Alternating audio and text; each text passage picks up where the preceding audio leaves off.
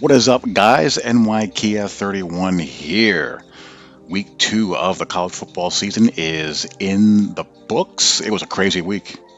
It was a stressful week for yours truly. A stressful week if you were a Miami fan, a stressful week if you were a Texas A&M fan, and it was a downright, you know, chug some Clorox bleach if you're a Florida State football fan. Oh my God, what is going on with FSU? What is going on to FSU with FSU? I mean, man, I thought maybe that they were better than they were after the Notre Dame game. Maybe Notre Dame's not as good as I think that they are after the Toledo game. Maybe it's somewhere in the middle. But Florida State losing to Jacksonville State is just crazy. Crazy, crazy, crazy, crazy.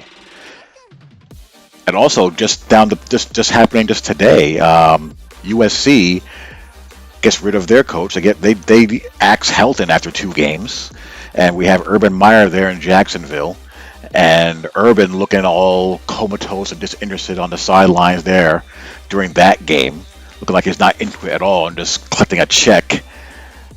I mean, wow, crazy, crazy, crazy, crazy. But anyway, let's start out with my Notre Dame Fighting Irish against Toledo. Now, I'm not sure where to begin with the Irish as far as what bothers me most about that game. I mean, you're going to have games like that. I mean, Toledo is a decent team, decent Power 5 team, Group of 5 team rather, but you expect to take business and not have a hell game against them. But a couple things about that game really stood out for me as far as the Notre Dame perspective go. One, it looks like the offensive line assembly line has run dry, at least for now, when you only have one starter there to begin the season with double-digit starts underneath his belt, and you're already down to your third left tackle. And the guys that you have there right now, they're just not very experienced. They've recruited well across the O-line, but they've lost so many good offensive linemen over the past few years that it looks like they're finally at a point where they're just not able to, plug all the gaps for now. Will the offensive line get better over the course of the year? It damn well better. It better get better. Or they're going to have a couple of losses saddled on them. They're going to find themselves going up against a couple of pretty good defenses. You're going to have Cincinnati. You're going to have Vatek. That's always pesky. They got Wisconsin coming up after Purdue. They got to get that figured out, or that's going to derail their season. Now on defense, I'm a little concerned. I'm not getting Brian Van Gorder vibes yet. We're not there. I think this is more of a case of Marcus Freeman coming in, and Notre Dame has players that were brought in to play a particular scheme. In this particular case, 4-2-5, 4 down linemen, rushing 4 and 5 most of the time, playing a lot of quarters and a lot of match in the back end, to a guy who's going to play multiple fronts. He's going to play 3-5 stack. He's going to play 4-2-5. He's going to play over fronts. He's going to play under fronts. He's going to play with 4 eyes. He's going to mix and match and get exotic. And when you combine that with the fact that you have players there that are now being put in situations and roles, I think, that don't quite suit them, like guys who've been playing with their hands in the dirt are now being forced to play into space, and the secondary, which has been used to be playing really just a lot of two-read the past couple of seasons, are now playing more diverse coverage packages. I think you're seeing the growing pains that come with that. They've given up more plays over 60 yards over the past 2 games than they have over the past 3 years already. And I think that is what tells me that it's more of an adjustment period as opposed to talent and as opposed to bad coaching. I don't think he's Van Gordering the joint and being overly complicated for the sake of being complicated. I don't think it's that. I think it's more of the players needing to gel, needing to get acclimated to the scheme, and that's what I think it is more than the coach not knowing what the hell he's doing. But offensively, that offensive line is an issue. They have not really run blocked that well yet. They had 132 yards on the ground this past week, but a lot of that was the quarterback. And I honestly don't think they win that game without him.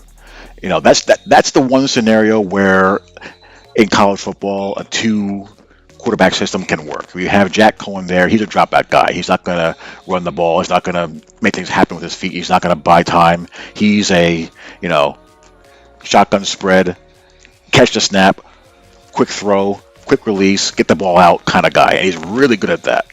He had a really good game. He had that one pick six, but otherwise he was pretty good. He just can't get away from anybody. So when you have a quarterback like that and you're facing a defensive front that's pretty active and you sneak in the dual threat guy, that's when that can work. And, Tyler Buchner, he threw the ball well enough. He had a touchdown pass and was 3 for 3. And also his legs opened up the ground game. That was not, much of a factor when Cohen's in there, because when Cohen is in there, he's not a threat to run the ball. He's not a threat to keep the ball in the zone read. So you're diminishing your numbers as far as who the defense has to account for. I'll tell you who I'm really impressed by, outside of, Mayer. I'm really impressed by the receivers. Kevin Austin has been playing really well. And the receivers in general, they're getting open, they're making one-on-one contested catches, they're getting down the field, and they're throwing the ball down the field, which has been a big-time change for the past couple of seasons under Ian Book at quarterback.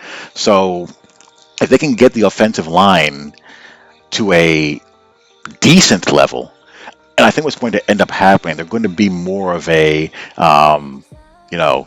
spread, throw the ball, use the run as a changeup, use Buchner in there as a changeup. But I think they're going to be much more of a throw-heavy team this year. So I don't think the line is going to be able to win consistently up front to, open lanes for the running game outside of the misdirection and the zone read stuff to free up numbers and to make the defense have to account for an extra dimension. So that remains to be seen. You got Purdue this week, and then you have a gauntlet of games that I mentioned with Wisconsin and Cincinnati and Vatech all in a row. You have USC, which right now looks like they're in turmoil. Then you have North Carolina. So you got one more tune-up game, so to speak. You got Purdue, and then you got the entire month of October, which is going to pretty much determine their season.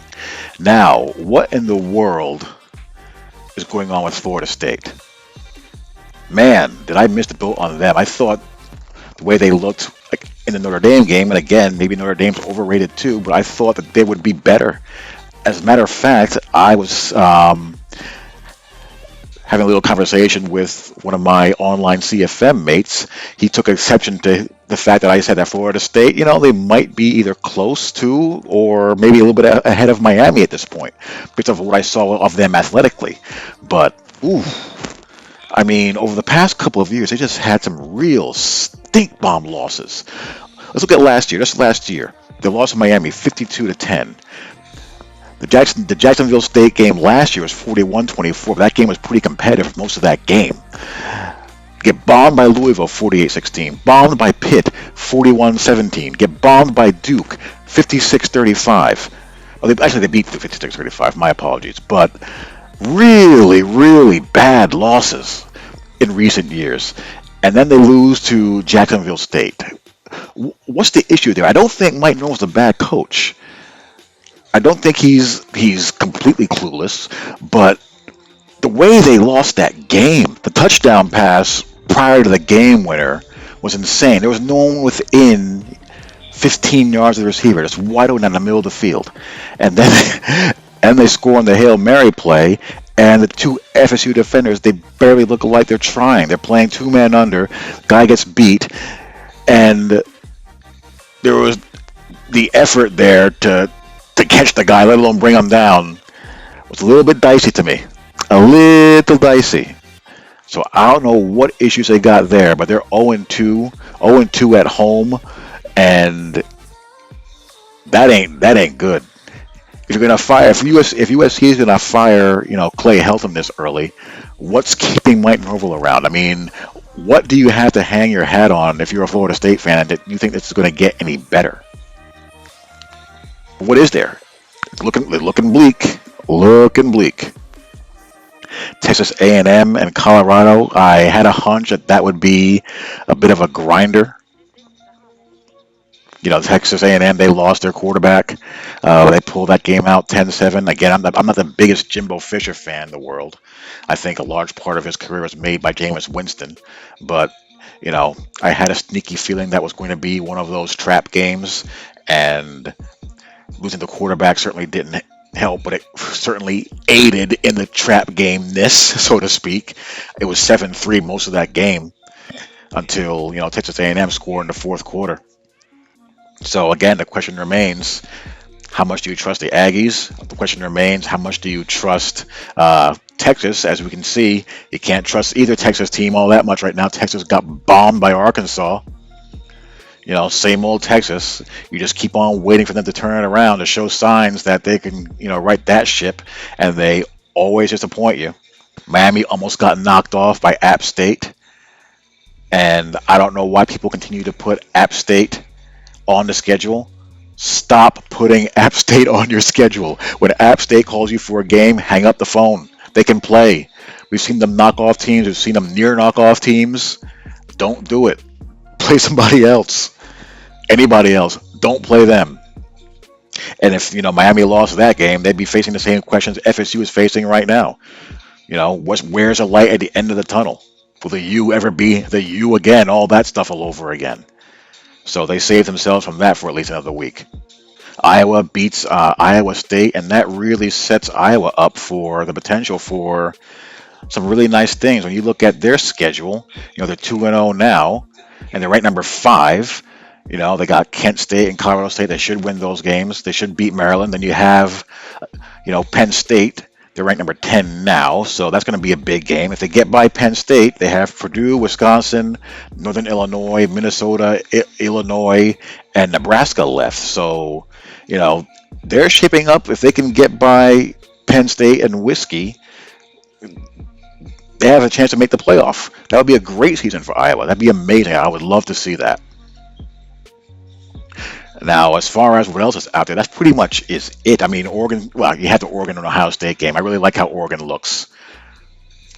The thing about Ohio State that puzzles me, Ohio State offensively has been good for quite some time, as we all know. And I like the way the quarterback looks. Young guy, CJ Stroud, he played really well, threw a ton of balls, 54 pass attempts. But be that as it may, I mean, they were, behind in that game for a little bit. Obviously beefed up the passing attempts, but the kid looks like a keeper. He looks like a player. But Ohio State, they don't defend they don't play defense anymore. I don't know what they're doing on defense these days. And this has been going on for the past couple of years now. In big games, they give up points in droves. I don't get it. But Oregon looks good. I think Oregon is legitimate, and I think they're going to be, if they're not already right now as of today, if they're not in the top 10, I think they're ranked number 4. I haven't looked at the rankings yet this week. Why don't we do that, NY Kia? Yeah, Oregon's number 4, Oklahoma is 3, Georgia is 2, Clemson is 6, which I don't think they're going to maintain that. A&M is 7, with their quarterback out. Who knows, how long that will last. Cincinnati, Ohio State, Penn State, and Florida 2-0 at 11. Notre Dame is at 12. UCLA is at 13. Iowa State 14. Vatech 15. Coastal Carolina 16. Ole Miss, Wisconsin, Arizona State, Arkansas, North Carolina, Auburn, BYU. BYU beat Utah for the first time in forever. And, BYU, the thing about BYU is just kind of steady. They're never horrible. They're either going to be decent, good, and occasionally very good. You're going to get anywhere between, 7 to 10 wins out of BYU most seasons. And you have Miami still clinging on to the top 25, and Michigan is at 25 right now. Still not really sold on how good Michigan is this year. So that is that for the Week 2 college football roundup. What's going on in Week 3? What do we have out there that looks promising? Let's take a look, shall we? Oklahoma and Nebraska. Once upon a time, that's a big game. Oklahoma should be able to name their score in that one. Miami, Michigan State. That could be interesting. I mean, coming off Appalachian State, I mean, Sparty is pesky, so who knows? We got Notre Dame, Purdue, Alabama, and Florida. We're going to find out an awful lot about Florida. And about Bama, too. That's a road game. But really, when you're in these kind of litmus test games with Alabama, the onus is more on their opponent to prove themselves as it is Bama. Bama is, we assume they're going to be legitimate until proven otherwise. It looks like it's only a matter of time before Emory Jones cedes the QB1 gig to Anthony Richardson. He just has that, next big thing, dual threat QB look to him. Anthony Richardson does. I'm looking forward to seeing that game. And what else we got out there?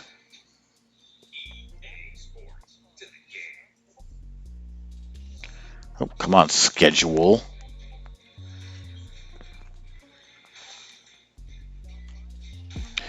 We have Clemson, Georgia Tech. Should be an easy W. Yeah, there's not much else out there this week. Not that much out there at all. Auburn and Penn State. And BYU, Arizona State. Not a bad matchup. UCLA, Fresno State. One of those games where UCLA, if you're for real for once, UCLA, you win the game and you show up and you don't take Fresno State lightly and get that taken care of. Now let's touch on USC briefly. With Clay Helton gone, when do you think Urban Meyer comes down with a mysterious illness, resigns from Jacksonville, and is coaching USC? I say by around Christmas. And if Urban Meyer goes to USC, he will get that ship turned around really, really quick. He will get players in there faster than you can blink, and he will win and win big for as long as he's invested in doing it. So that bears watching. So that's that. That's that for this week 2 college football roundup. I hope you guys enjoy these. I'll be doing something similar for the NFL. What game will I use as the backdrop? Who knows? I'm going to also take a look at some all 22 from a select NFL game here and there. So be on the lookout for that. So anyway, hope you guys enjoyed, and I'll talk to you all later.